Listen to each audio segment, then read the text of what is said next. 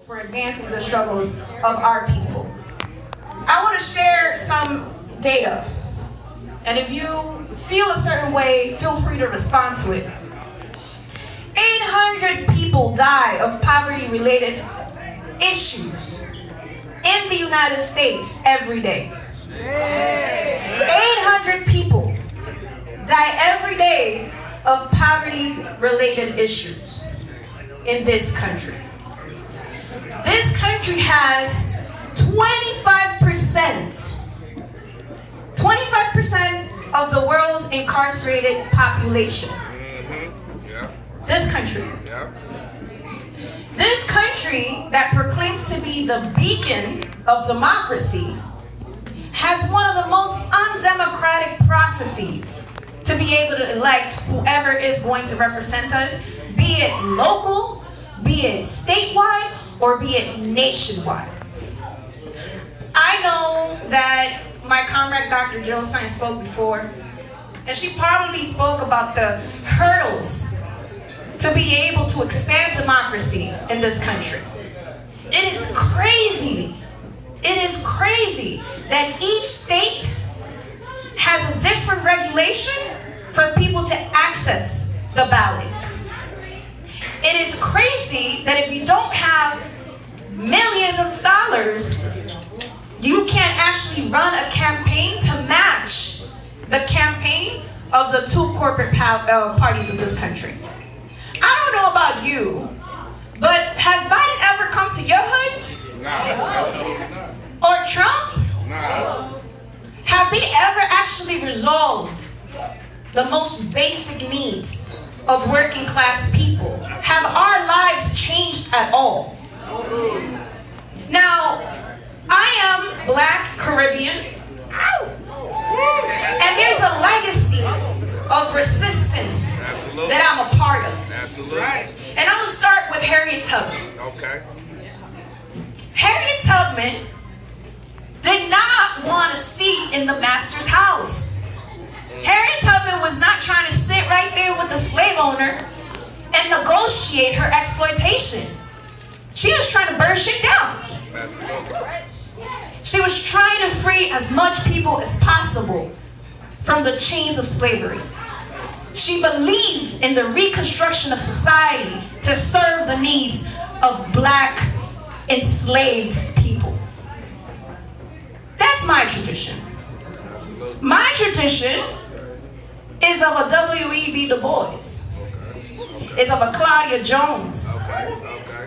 Fred Hampton, when he was talking to the people, and he said, socialism is the people, and if you fear socialism, then you fear the people. He wasn't joking. He died. He was killed because of those principles. So we're not here for reforms. We're here for goddamn revolution. We are here for the entire reorganization of society to benefit those who produce everything we have. COVID. Essential workers. Did you ever hear of essential CEOs? Let me know. Did any of you hear essential CEOs? What did we hear? Essential who? Workers. Because we are the essential class. They treat us as if we're not. When you have a Jeff Bezos that makes $7.9 million an hour in 2023, that is ridiculous and is insulting. And it should be illegal for one human being to make $7.9 million off the back of the working class. Because as you have one man who makes billions of dollars out of the exploitation of millions of workers, you have millions of workers asking for $22 an hour and better working conditions. That should be illegal. And there is a dictatorship of billionaires in this country like Jeff Bezos, like Elon Musk, like the folks, the owners of Walmart, where people don't even have the right to take care of themselves where they go to work. They can't wear shorts during a heat wave. They're charged $2 to wear shorts to be able to accommodate themselves to the conditions that are horrible where they are. They're told to bring their cups because the company won't allow them cups in their workplace to drink water. That is the condition of millions of workers across the wealthiest country in the world. That is a sin. They talk about sin. That is sinful. That is terror.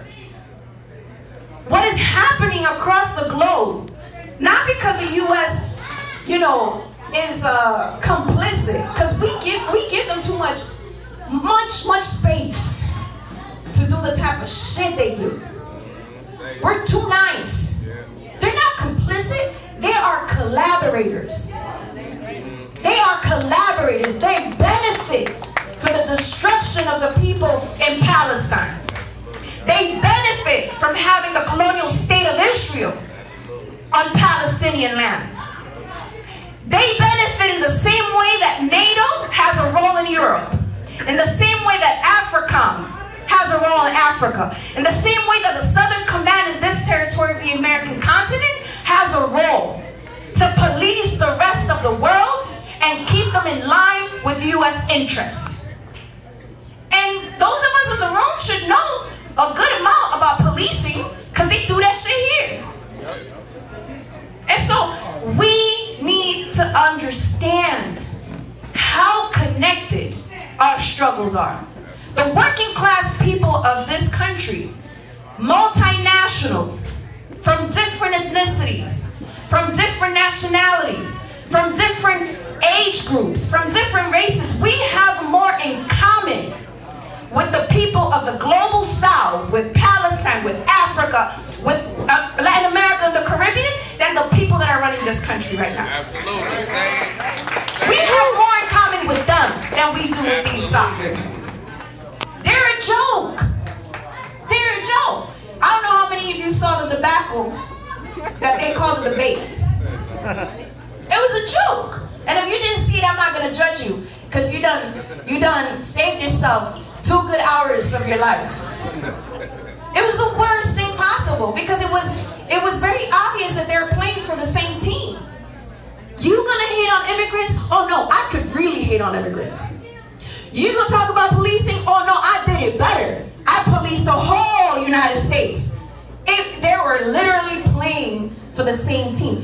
There has not been a moment in history where we should be clear on who our enemy is. And our enemy is not in China. Our enemy is not in Russia. Our enemy is not in Cuba. Our enemies are not in Venezuela. They're in the Pentagon. Right. Our enemies are in Congress. Our enemies are in the White House. They are criminals. That's what they are. And not only are they criminals based on what they're doing in Palestine, but for the hundreds of years of the most horrendous acts they've done in this country and all across the globe. Because Palestine is not an isolated thing. This country was built on genocide. This country was built on slavery.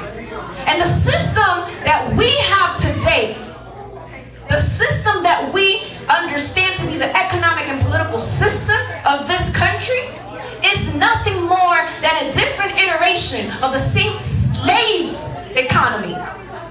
The biggest theft recorded in this country is wage theft. It is wage theft. We don't have any democratic rights. How many of you choose how much money you're gonna get paid? If you raise your hands, please employ me. How many of you choose what you're gonna get paid? How many of you choose the type of housing you get based on what you like, not necessarily based on what you can afford? Right. Anybody? Because I'm about to move in. And so, what type of democracy is that tells us that we can go vote for someone that's not going to do jack for us, but does not provide the most basic human needs that we need and we deserve. Because again, we make this world run. And so at some point, we gotta be mad, man. At some point, we gotta be fed up. I don't know about you, but I'm fed the F up. There's babies here. I'm done. At some point, you have to be able to say, reforms aren't enough. And actually, you cannot reform capitalism. There's no such a thing as reforming capitalism. We've been trying that for way too long. And every advancement that we make, they take it away from us. Because every structure that they've created has been to be able to serve the ruling class. Those few that have it all. Roe versus Wade. The right women have to decide over their bodies. The Democrats didn't give that to us. People fought for that.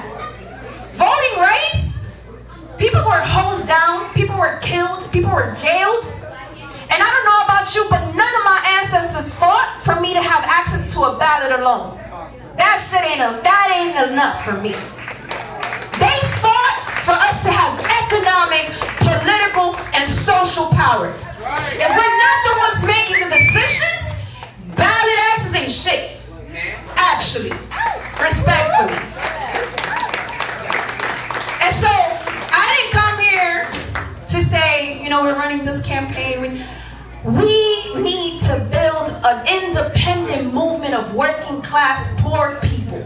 That is not dependent on Democrats. That is not dependent on Republicans.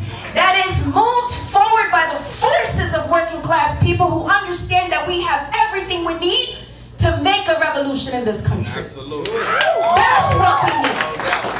We need to build political organization.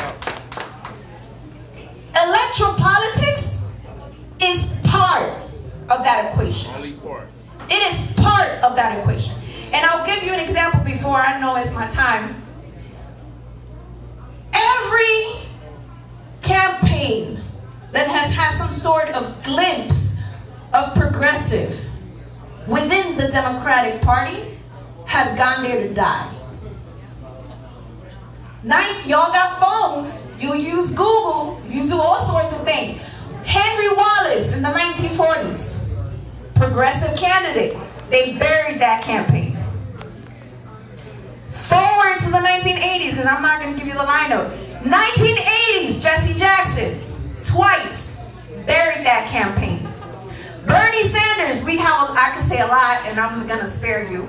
But the Bernie campaign actually mobilized a lot of progressive people and a lot of movements. And if you think that Biden was chosen to defeat Trump, you're drinking half of the Kool-Aid.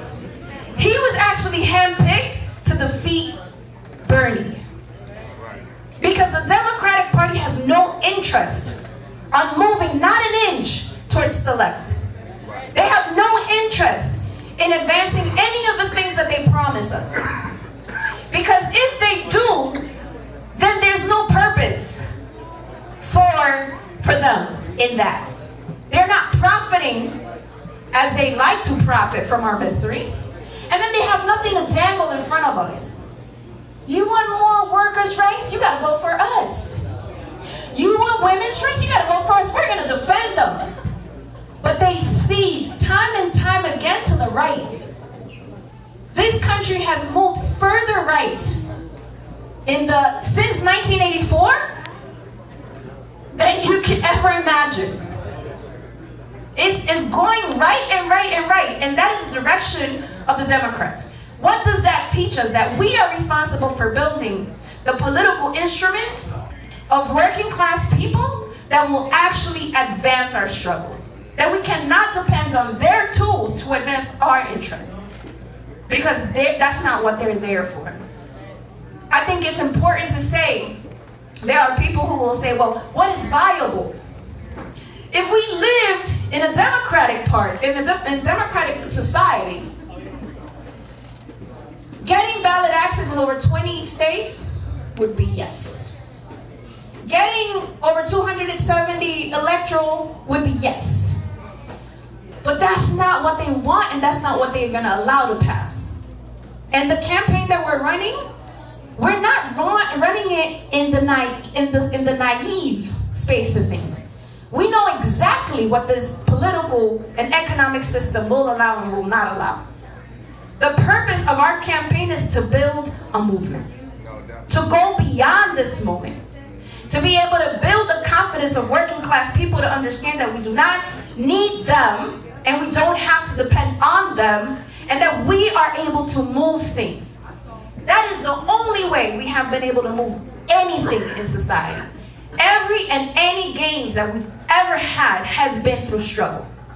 They have never given us anything based on the benevolence of their heart. And why are reforms not good enough? Because they have a Supreme Court that should be abolished. Because at the end of the day, the Supreme Court decides what reforms move on and which ones die according to who needs what. And it's never the people. So we could win reforms, but those reforms are going to be rolled back as soon as they feel like it's not necessary for them. And so we are responsible. Politics goes beyond the every 4-year thing. Politics is done every day. And it's done in work, like working in communities. I see the poor people's army. Working in communities. If you're in places like Philadelphia, defending the territory of the communities that are being gentrified. Actually building programs that talk to the needs of people that are being pushed away, that are being marginalized, that are being criminalized. That's our task. Elevating that consciousness. Organizing shoulder to shoulder. Allowing ourselves to be politicized by our people. That is the work. And if we're able to do that, we will build a force to be reckoned with. But for as long as we continue to play their games within their limited views, we will not advance the struggles of our people. We have to imagine everything that is possible beyond the possibilities that they give us. Because their possibilities are tortured, their possibilities are limited, their possibilities lack creativity, and if it's something that we have as working class people is that we make shit happen. So we need to go beyond whatever it is that they're telling us. They tell us that we should believe that the end of the world could actually come before the end of capitalism. They want us to believe that. And I have to say that the end of capitalism is near and it's actually up for grabs. The end of capitalism is like right around the corner. And that's why they fear. That's why they're building all the cop cities that they're building. That's why they're militarizing our communities. That is why they're taking the power of people to be able to unionize. They're taking the power of students to be able to build student movements. They fear us. We have the power. They might have the economic power. They might have the force of the police and the military. But we need to become ungovernable. We need to become ungovernable under capitalism and not be afraid. People, you mentioned SatJul14. You mentioned Ella Baker. You could mention all of our ancestors. Black, brown, yellow. We have a lineage of people that stand up straight with dignity and that fight and actually confront the powers that be. And if we are unable to do that, then we're doing a disservice to the babies. Because they won't learn how to fight. If there's something to learn from the Palestinian community, which is not a theme of the moment, is a heart of a movement. It is what we need to have in our center grounding us. The people of Palestine, they have resisted for 76 plus years. been witnessing what has happened in the last 10 months, but there's a lot of things we haven't seen. Of an apartheid state, of a dehumanizing state, and a state that was created by US imperialism and European powers. And if there's something we need to learn, is that we fight till we win. We fight until we win, because we will win. Because the trajectory of capitalism is to eat itself. It's to eat itself. And so we got to keep pushing. I am so grateful for the opportunity to, speak with you and be here in community. I love seeing my sister Jill in all spaces. We've been in many spaces. I know that Melinda's going to be on tomorrow. Our fight is against capitalism. Our fight is against U.S. imperialism. And our fight is to build towards liberation. And that means that we need more than one organization. We need many organizations willing to work principally and in unity towards a strategy and a vision of the world that for us is socialism. Thank you so much.